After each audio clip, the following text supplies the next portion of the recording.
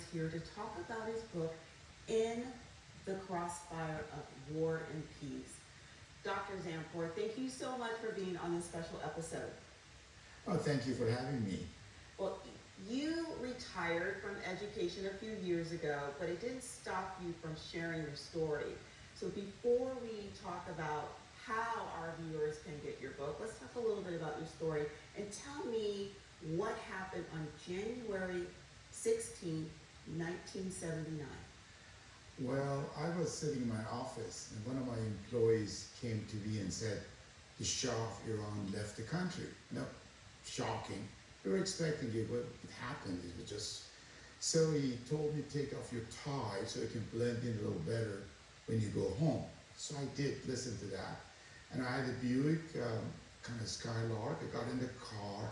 As I was making the turn to the northern part of the city toward my home, and I saw silhouette of a lot of people coming toward me. It was getting dark a little bit. And soon they were kind of surrounding my car. I was right there to stop. So I got out and I stood on the side of the car and I kind of addressed the crowd with my voice. I looked quiet. And I said, the Shah left. Ayatollah Khomeini is arriving. People are celebrating on the street. As I was saying that, I was pointing to the picture of Ayatollah Khomeini on my windshield, which I hadn't placed myself, but it was there. And since I really didn't look like a revolutionary at the time with a jacket, CCLG and stuff in the car, driving up to it. But I think the little spiel made it. Crowd kind of started going, but a few people didn't really like the outcome, and they were banging on my trunk and sort of doing. So when I got home, I couldn't explain to Sherry and what happened. It was just too overwhelming. So that was the story.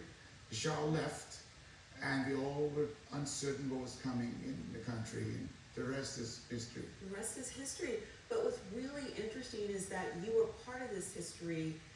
I call it the before and after, because you mentioned about your employee telling you to take off your tie before you left the office, because at that point, this country was really westernized, correct? Yeah, it was on its way to modernization, westernization under the Shah. So basically when I was born right after the World War, in fact, I was born on the day that Germany, they dissolved Nazi Germany legally.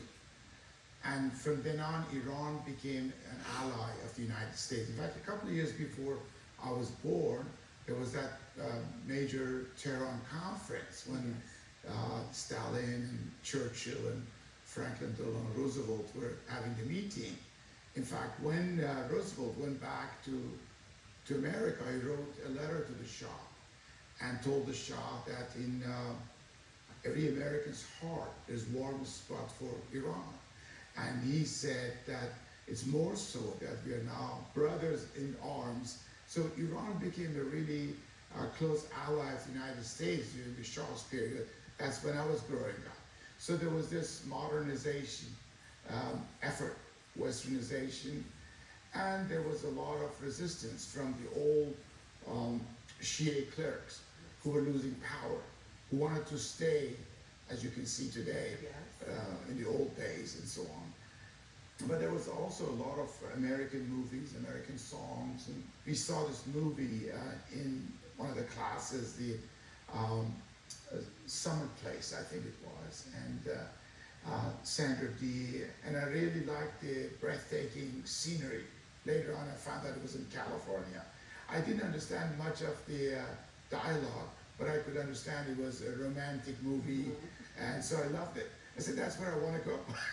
As a teenager, naive, that was a naive reason. A California one day. I love it. I love it. So I went to America. Well, and it was interesting because you talked about that because before January 16th, 1979, and the westernization, and then you also talked about the advertising as well. And so I know our time is coming to the end, but how important was it at this point when we were and obviously friends and working together, that advertising, how you were able to bring that into our life. Well, I mean, advertising was a nascent industry in Iran. The Iran national television was expanding rapidly. The oil money from 1973 embargo was just pouring in Iran because it went from $3 a barrel to $12. All of a sudden, the country was 4 times richer. So as a consumer, so advertising was good. And you talk about that in this book. Yeah. Wow, thank you for everything you've done to pour into the future generation. And now you get to see what you've done. All right. Yeah, I'm proud of you, Angela. Thank you. Thank you.